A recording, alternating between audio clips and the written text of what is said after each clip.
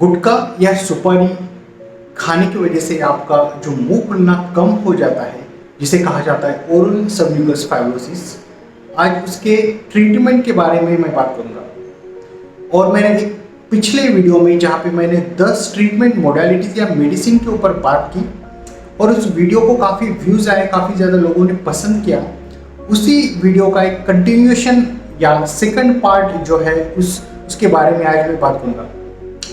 नमस्ते दोस्तों, मैं हूं डॉक्टर योगेश राठौड़, मैं practising dentist and oral medicine specialist और मैं स्वागत करता हूं आपका ओरल हेल्थ मास्टरी चैनल में। अभी मैंने उस वीडियो में 10 मेडिसिन के ऊपर बात की, ट्रीटमेंट मोडालिटीज़ के ऊपर बात की, तो वो मेडिसिन का काफ़ी अच्छा रिजल्ट है। बट मैंने उस वीडियो में पहले भी कहा आपको डॉक्टर की निगरानी में ही ये दवाइयाँ लेनी है। तो एक तो चीज़ समझने की कोशिश करेंगे कि ओरल सबम्यूकस फाइब्रोसिस जो बीमारी है वो क्रॉनिक डिसीज के कैटेगरी में आता है। इसका मतलब आपके बॉडी में ये बीमारी 3 महीने से 6 महीने से ज़्यादा के अंतराल तक रहती है।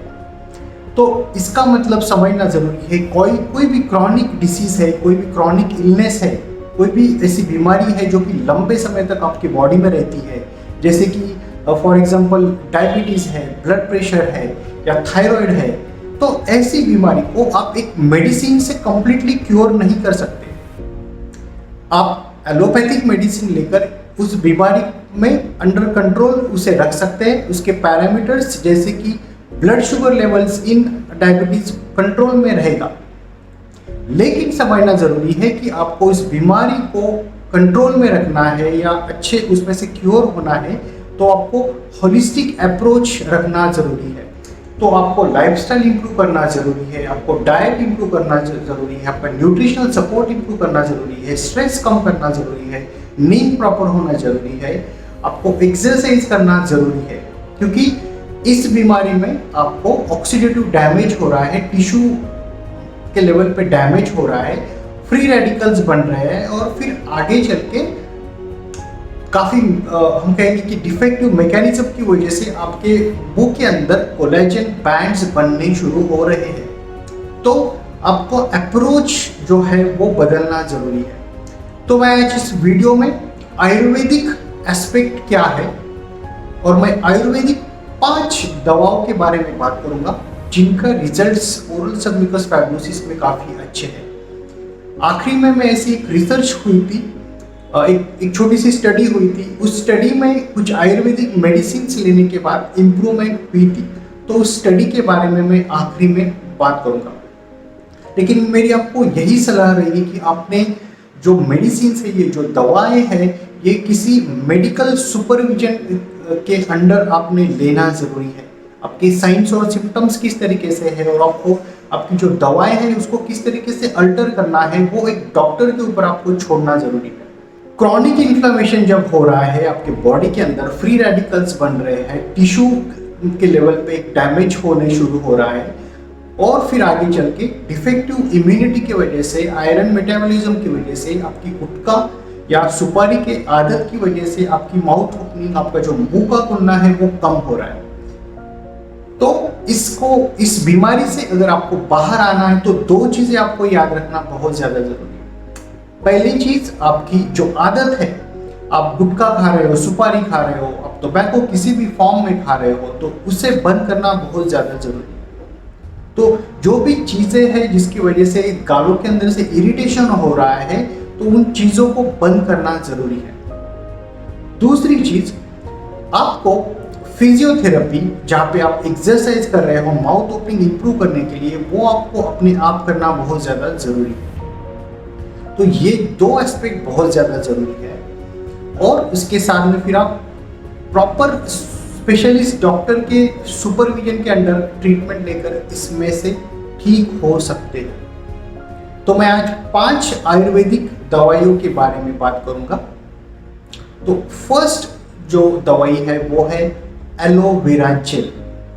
जी हाँ दोस्तों, आपका जो एलोवेरा जेल है उसको आप इंट्राओरली गालों को अंदर से लगाते हो तो उसके काफ़ी अच्छे रिजल्ट्स पाए गए हैं। तो इसकी वजह से आपका बॉडी के अंदर का जो इन्फ्लामेशन है वो कम होता है। है। और जो भी तीखा खाने की जो तकलीफ है वो भी कम हुई है। तो ये 2 एस्पेक्ट बहुत ज़्यादा ज़रूरी है। तो रिकरेंट अल्सरेशन है, हमेशा मुंह में छाले अगर आ रहे हैं तो एलोवेरा का काफ़ी अच्छा रिजल्ट है, जिसे आप इंट्राओरली ले सकते हो, उसे लगा सकते हो टॉपिकली, या फिर आप उसको आपके शरीर में भी ले सकते हो। तो ये पहली दवा थी। दूसरी दवा है टर्मरिक या कर्क्यूमिन ऑयल या हल्दी।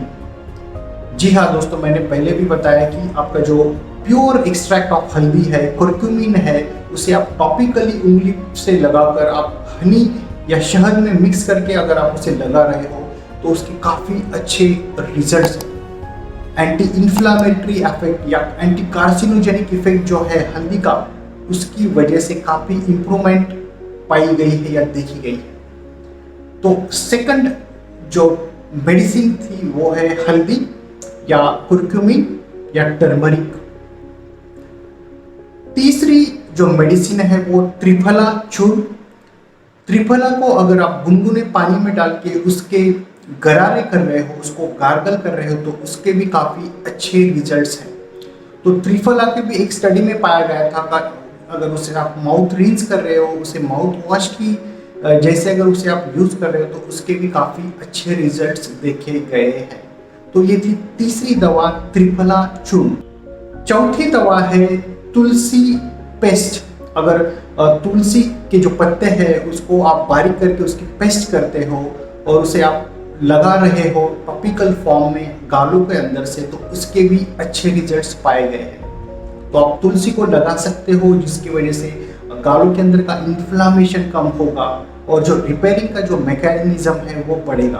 तो तुलसी को आप पेस्ट फॉर्म में भी यूज कर सकते हो। पांचवा जो आयुर्वेदिक तत्व है वो है लाइकोपिन।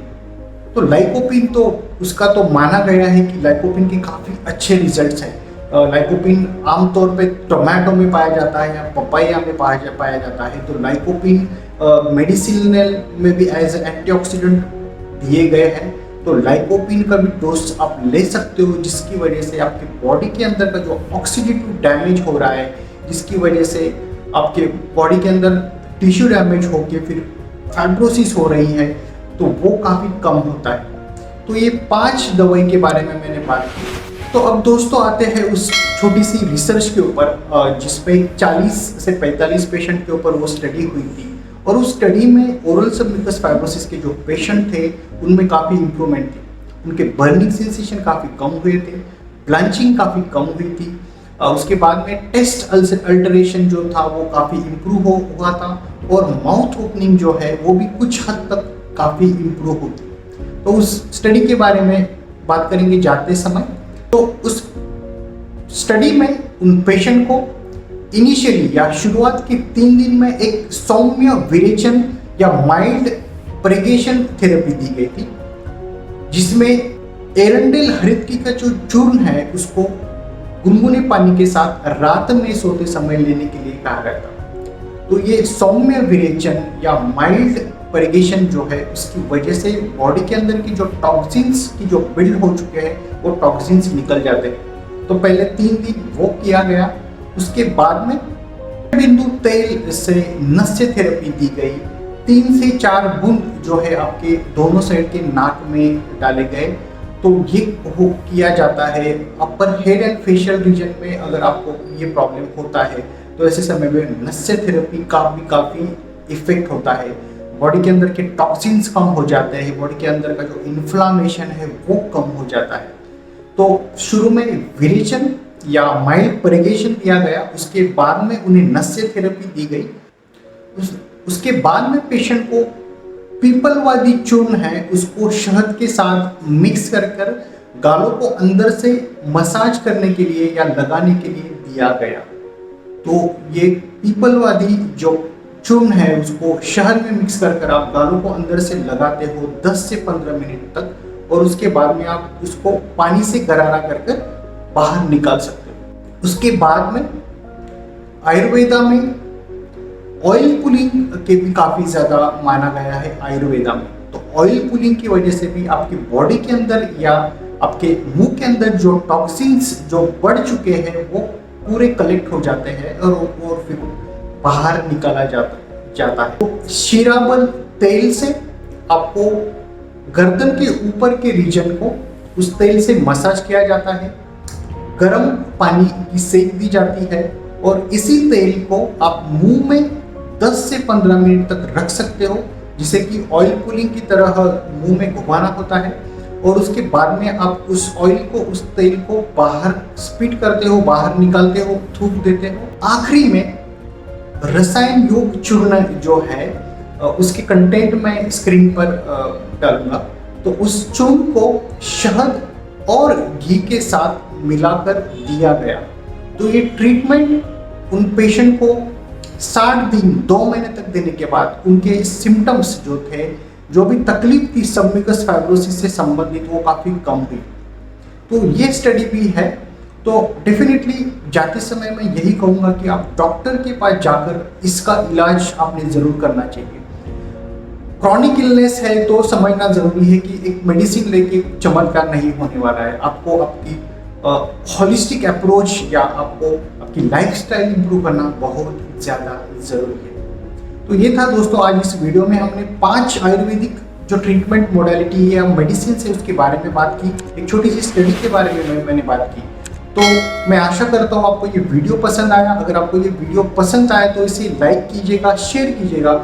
चैनल को अगर अभी तक आपने सब्सक्राइब नहीं किया तो चैनल को सब्सक्राइब करना है, बेल बटन के ऊपर आपको प्रेस करना है ताकि आने वाली हर पावरफुल वीडियो के बारे में आपको जानकारी मिलेगी। मैं मिलूंगा आपसे अगले वीडियो में, तब तक के लिए शुक्रिया।